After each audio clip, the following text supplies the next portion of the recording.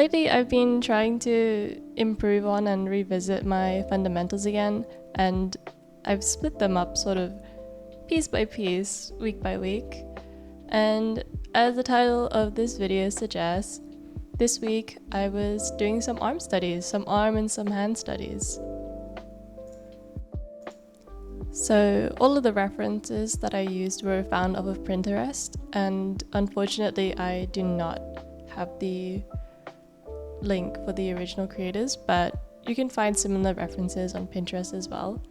And while I was doing this, I also had another Emilio Decore video in the back playing and sort of guiding me for some of the points that I was struggling on when drawing the arm specifically. Like I mentioned in a previous video, what I really like about Emilio Decore is that he really simplifies the process in a way that's easy for anyone to understand, I think. And he splits up body parts and blocks them out into shapes and colors that are easy to understand, like I said. Now, for someone like me who does not remember the names of muscles really well, and I also don't really like going into such technical detail just because I'm not overly interested in the anatomy or the biology of these body parts, because at the end of the day, what I'm drawing is a shape that represents that body part. And I think if I can get it right, then I don't really need to go into such detail. As long as it looks believable, then that's a pass in my books. But I know that maybe someone else doesn't feel the same, and that's perfectly okay.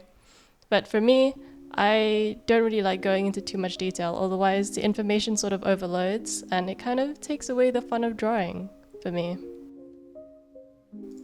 I know others might like to really go into like the deep detail of what muscles exist and what bones and skeletal structure of the body and everything, and honestly, more power to them. I couldn't do it.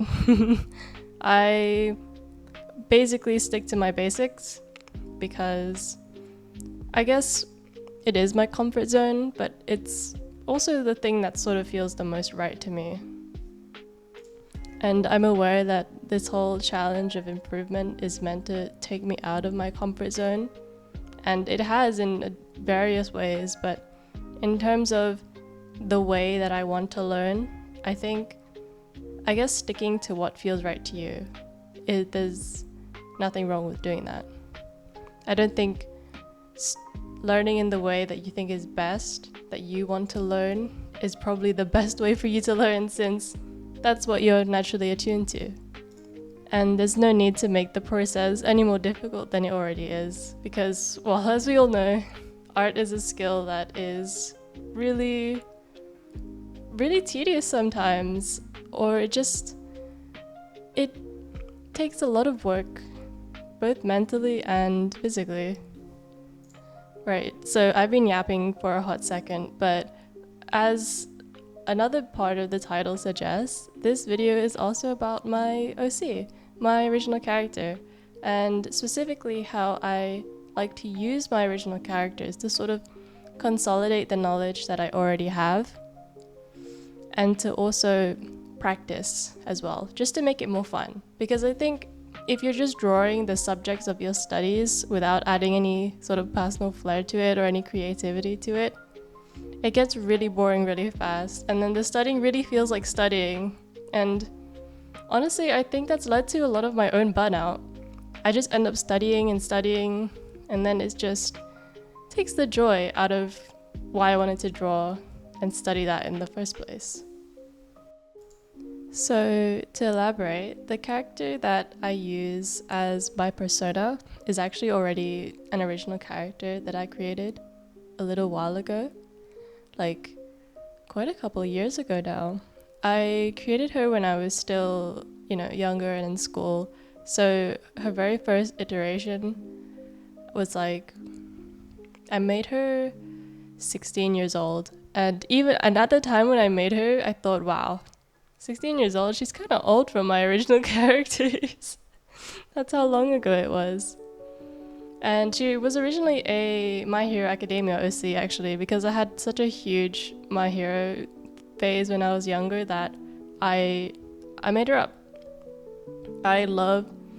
Honestly, I loved self-inserts, and at the time she was sort of a self-insert, but over the years she honestly became her own character. But at the same time, there's still a part of her or a part of me that's in her rather, so I use her as a persona now as well. Her name is Ikazuki Hiyasumi, and I've forgotten what it means, but when I was younger I did research and try to create a name for her that fit with her quirk and with her personality and everything. So I just called her Ika for short, but that was her first name, and that's been her name ever since, and I don't think I will ever change it because it's honestly become such a staple. She's such a staple in my character roster that I can't give up. I can't give up what she's called anymore. And also to clarify, the canon Ika is different from the persona Ika that I use in my videos. Persona Ika, she wears more colorful clothes. She's literally just me, but with her face. And canon Ikazuki is, I'd say she's a lot more alternative. Her fashion is a lot darker and a lot more harsh. And she's just her own character, like I said. Her personality doesn't necessarily reflect mine, but it definitely has little bits and pieces of it that come through. And I'm also of the opinion that all of your characters, all of them are just a part of you. However small, however much you develop them, there will still be a tiny bit of you in each and every one of them. And that's what makes them really, really special. Now, I've chosen her specifically to help me with my studies because she's sort of like my muse. She's a character that I've loved drawing ever since her inception, or rather conception. I don't know. Ever since she was created in the depths of my mind, when I first started drawing her, I knew that she was the one for me. She was the love of my life, and she still is. And honestly, it's quite interesting because she's so different from all the other characters that I've created. I've never ever created a short-haired ginger girly before her, really. And I don't have any other short-haired ginger girlies.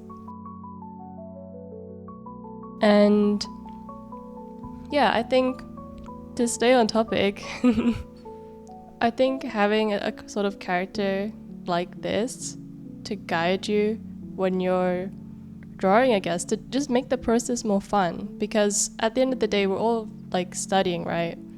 But if there's anything that can make the process a little less tedious and a little more fun, just hone into that. And for me, that's Ika. That's her. She, the love of my life. She's what I draw for.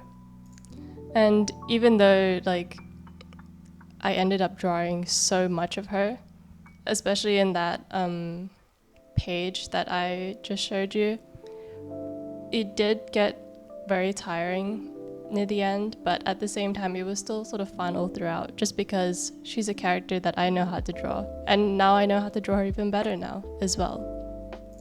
I will say though that when you're choosing sort of your muse, as inspiring as they may be, you have to be aware that you can get tired of drawing them. Like I said, near the end of me drawing Ika, but when I was drawing her near the end, it just sort of my creativity was dwindling down, and I just sort of wanted to finish the page because I had no idea what I was doing after that. And the bits that were previously fun about, making up poses for her and just sort of trying to do whatever with her, it ended up becoming more and more of a job rather than leisure. And there's not necessarily anything wrong with that, but once I start seeing something as a job, my motivation to do it starts to really dwindle, just because I love doing what I want to do. That's why I created this channel. It's something that I've wanted to do for a long time. So,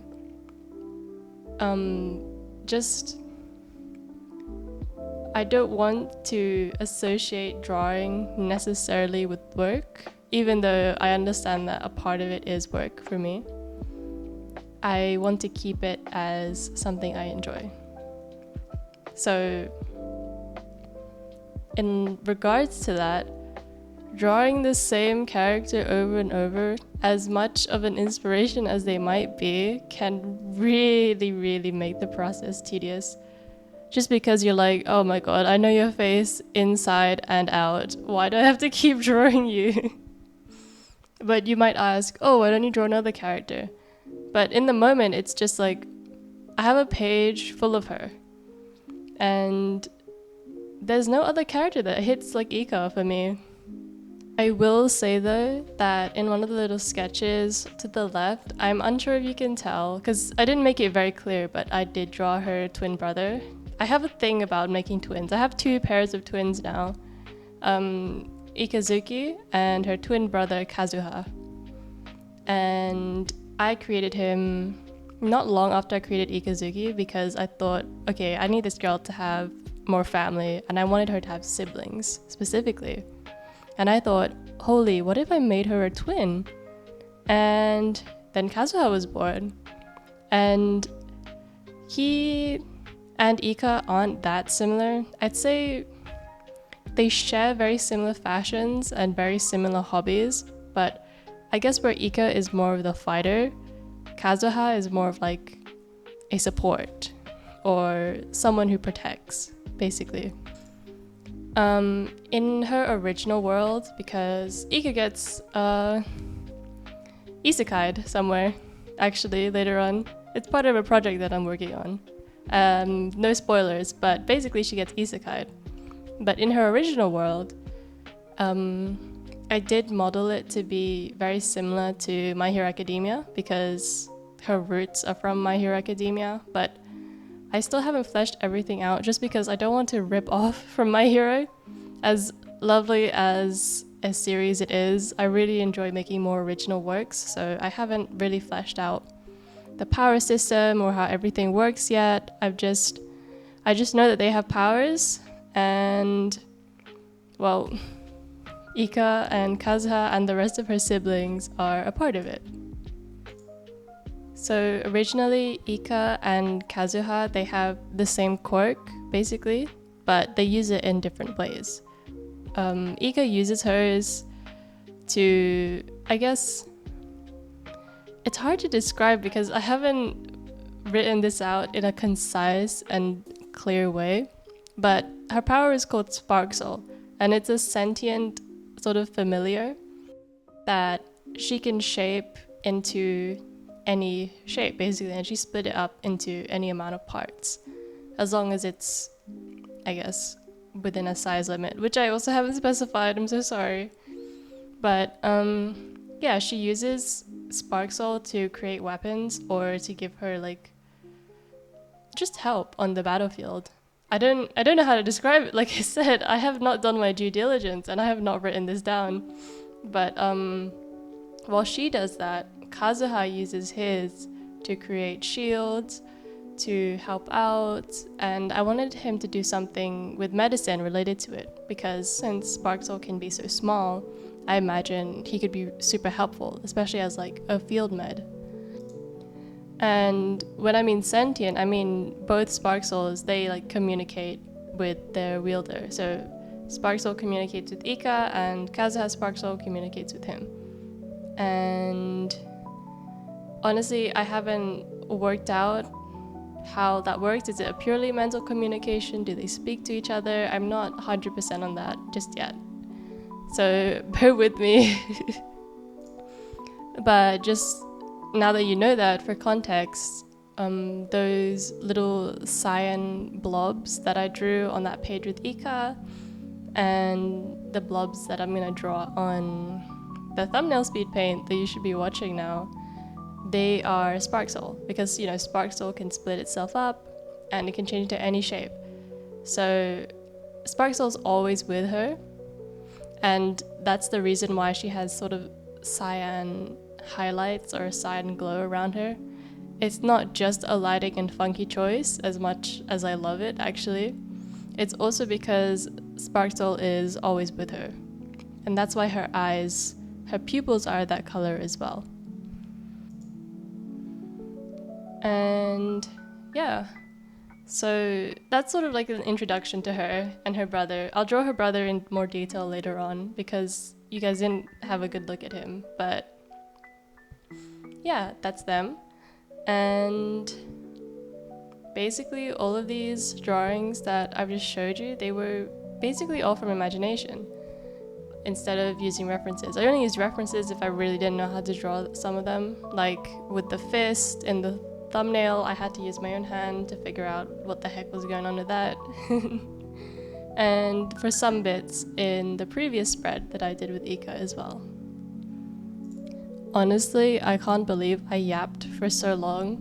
Like, I feel like I've gone off topic 5 different times, jumping from doing arm studies to my OCs to Ika and Kazuha to just, I don't know, yapping on a little bit about them.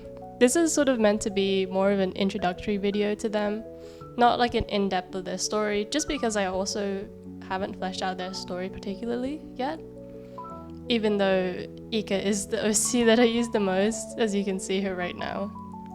However, in the future, I do plan to do more in-depth videos about my OCs and their lore. Like, for my previous video on torsos, actually, the thumbnail, as you could see, it features 2 other OCs that I talked about very briefly as well. And I have more of an idea of their story, since that's been a project I've been working on for quite a while now. So I will be talking about them in a later video as well. And I'll be doing a series of drawings of them too, just because I love them and they deserve it. And so do you. You also deserve to see my process. I honestly really love sharing it. It's nice having speed paints and being able to, I guess, I don't know if show them off is the correct word, just being able to share them with the world. Okay, I've been yapping on long enough. Here is a very short video of my cat, and I'll see you in the next one. Bye bye.